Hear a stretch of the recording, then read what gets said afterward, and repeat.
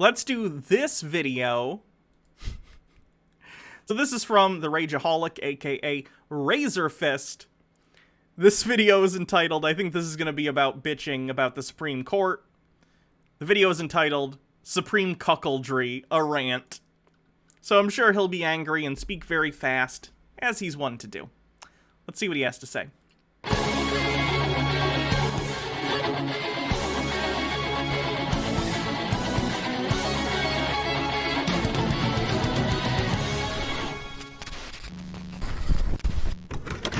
Anyone at all familiar with my channel knows that where retaining the efficacy of our electoral process is concerned, I have most certainly not pinned all my hopes on the Supreme Court.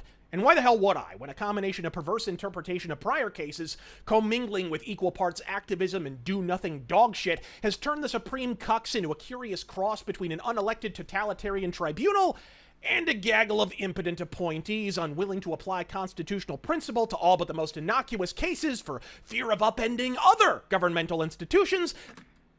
Does this idiot think he knows more about law than the Supreme Court?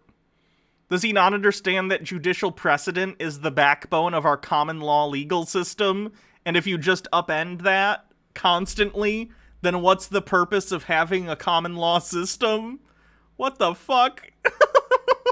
That share their mounting fucking worthlessness. Anyone who watched the bitches in black robes simultaneously uphold Arizona's immigration law, SB 1070, while simultaneously stripping it of any and all ability to actually enforce the fucking thing, knows you'd find more impartial legal remedies from Judge fucking Dredd. At least he's consistent and doesn't ditch his goddamn job, which the court absolutely did with the Okay, does he understand, and I'm not familiar with the case he's talking about, so I don't know the specifics, but, like, the court can do that. The court can find that the overall concept is sound, but the way that they are implementing it in and of itself is unconstitutional in some way.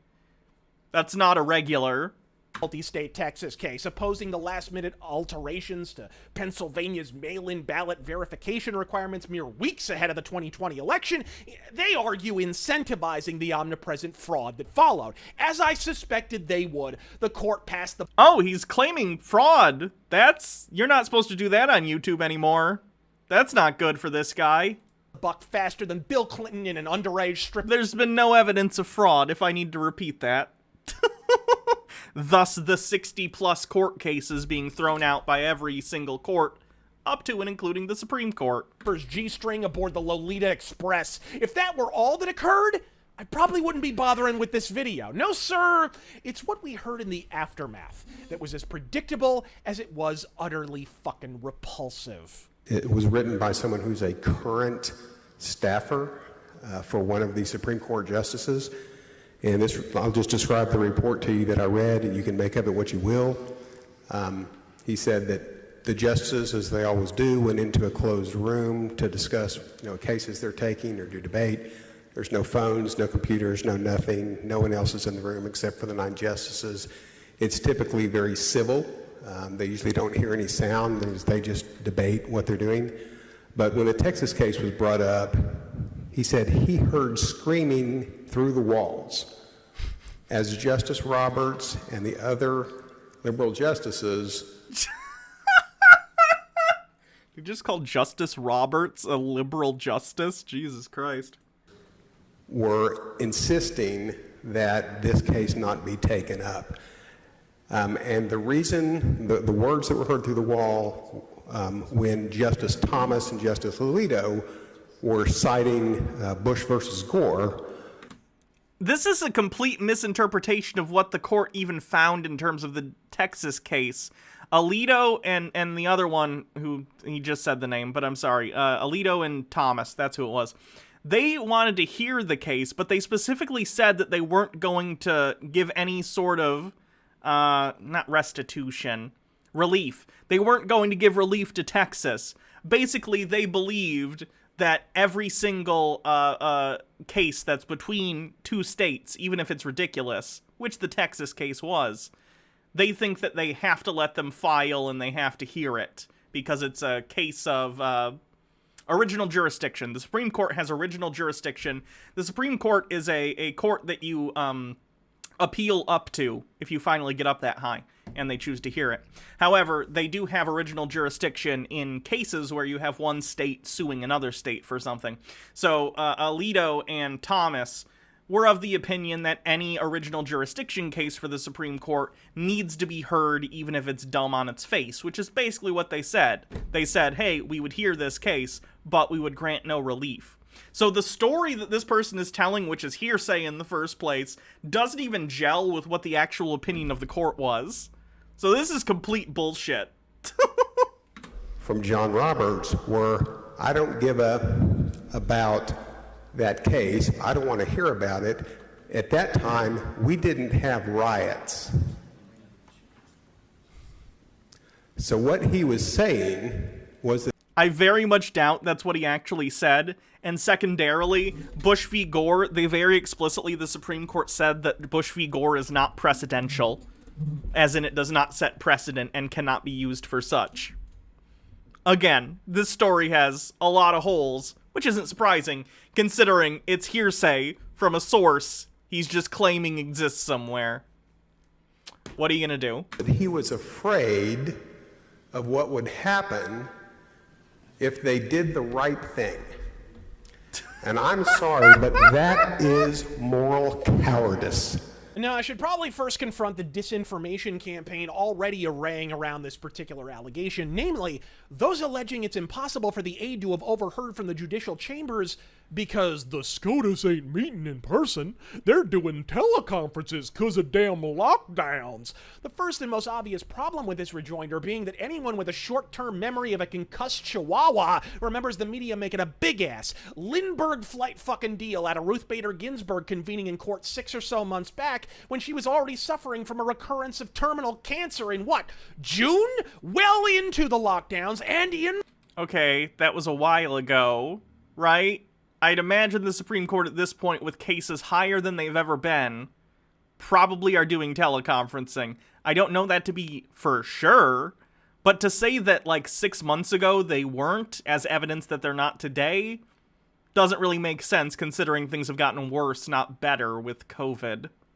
Not exactly a good argument. Fucking person, might I add. You're telling me the court was kicking around cases in person with a dying-ass elderly cancer patient who could have been killed if the air conditioning came on, but suddenly they're having Jeffrey Tube and FAP sessions 5 months later despite them all being comparatively young and healthy by this point? Second, if it's an aid to a justice, even if they were convening via Zoom calls, Skype, or fucking Snatch Chat, why wouldn't the aide be present at their offices as they fucking worked? That's sorta kinda their fucking job. Not even the Scarecrow, when he was bisected by the Wicked Witch of the goddamn West, was grasping at straws this fucking hard, which brings me to the men. You could be an aide to a Supreme Court justice and do your work at home and not be in the same office as them. He knows that, right?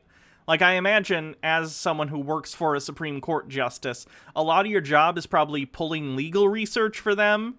Like, oh, can you pull all the cases with precedent on this topic? And then you go and do legal research for them, maybe summarize some stuff in some legal briefings or something. You could do that from home. I don't know, again, if they're meeting in person or if they're teleconferencing, but, like, none of the arguments RazorFist in particular is making are persuasive to the point he's trying to make. Meat of the matter, namely the relentless goddamn dicking John Roberts has rendered upon the Constitution in the name of institutionalist autism. Look, I warned you all, this is how he is wired. While many have claimed he's lapsing into leftism, it's not about a right-left binary for this oblivious asshat. He's simply a statist whore. Left, right, center, or fucking diagonal, he'll vote any way he has to avoid reforming institutions of any stripe. Period. His writings, opinions, and prior decisions make this clear as a sliding glass door. The idea that the operative concern in a matter for which the court was specifically ordained to act during the Bush v. Gore decision, not based on adherence to constitutional principle nor prior precedent, but whether or not some retards happened to be rioting at the time, makes mob rule manifest in every strata of our fucking government. The fact that he's taking this at face value says some pretty bad things about his level of credulity.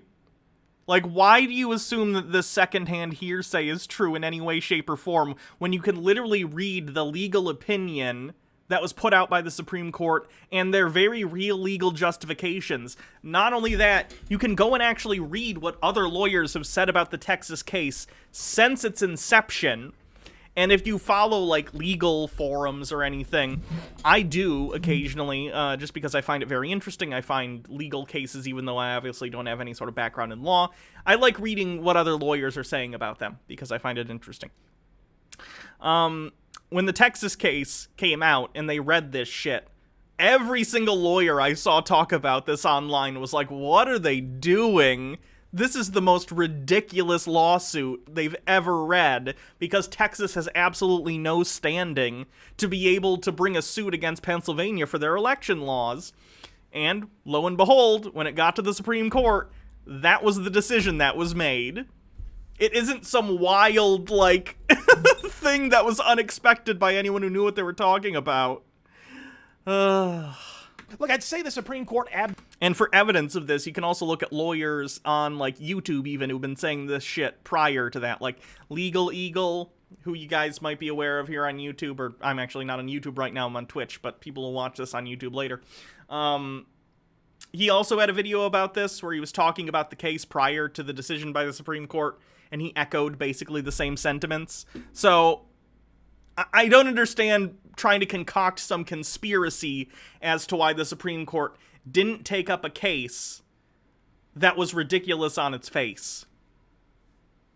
Indicated their moral responsibility. But first, I have to laugh at the word moral. And second, any sentence with the words Supreme Court and abdicate gives me a stand and stiffy, so I'm probably long I can knock low-flying traffic copters from the fucking sky. If a genie granted me 3 wishes, I'd use all fucking 3 to dissolve the Supreme Court, then beat his blue ass until he granted me a fucking 4th for the exact same thing. The Supreme Court, and by extension our entire judiciary, have turned the words justice system into an exercise in weaponized irony. You'd find more justice as an escaped slave in a deep south courtroom with a fucking ceiling fan in it than in the Jesus, yikerinos. highest halls of our judicial system, and that, my friends, is a fucking affront. For all those who will inevitably allege being oblivious partisan fuckstains unfamiliar with my channel because they were linked from some socialist circle jerk on Reddit, that I'm only cranky at the court because they threw out Trump's case.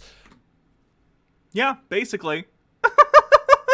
And other right-wing nonsense, I'd imagine. But yeah, this is the latest in a line of, you know, the Supreme Court not humoring right-wing rat fucking. First, it wasn't Trump's fucking case. Second, peep my stench for the bench rant. And Trump literally filed a motion to be added on to be able to talk about the case. So yeah, it was partially Trump's case.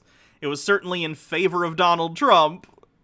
Corpse rant, and I am the law, and a half dozen goddamn others where I excoriate the simultaneous impotence and overreach of the highest court in the land. And then check the dates on those goddamn... Wait, they're exercising overreach by choosing not to exercise their authority on a case?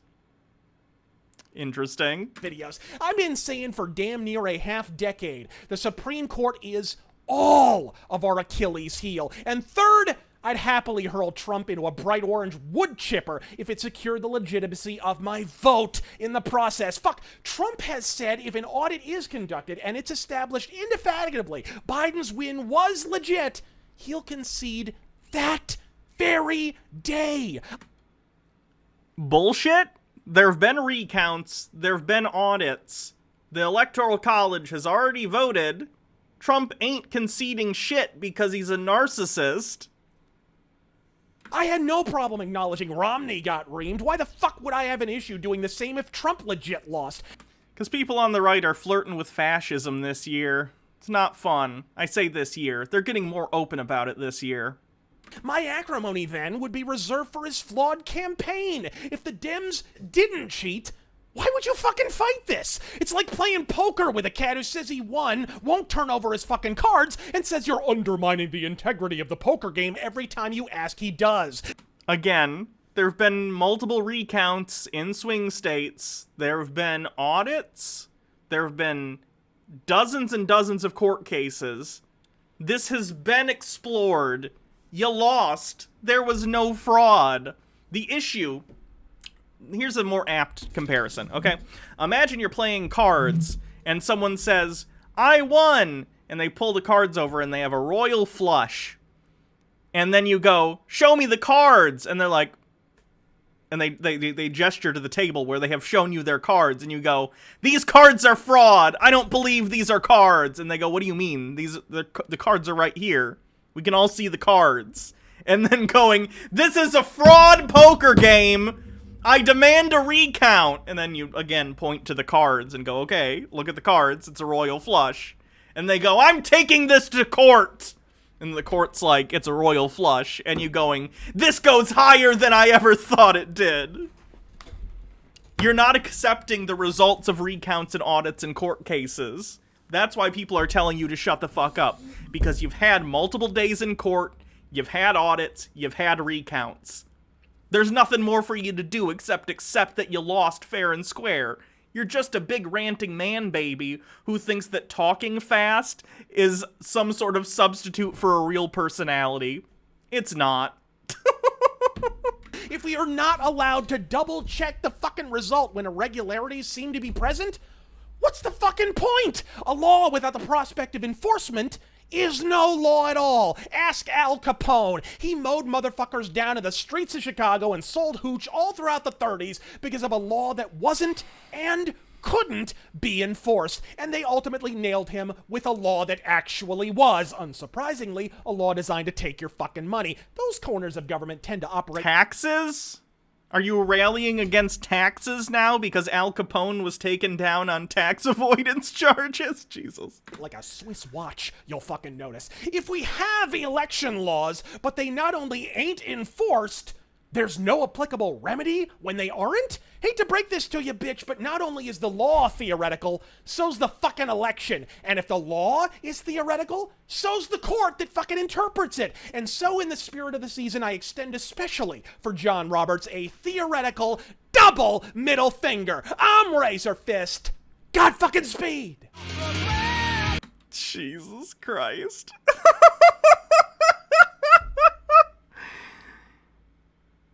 Is that cringe enough for you guys? It's pretty bad. He's so edge, yeah. He thinks he's very edgy. I think he's a little too old to be acting like this, but you know, he can do what he wants. I don't care. I do care. It's pretty cringe. It's enough about him.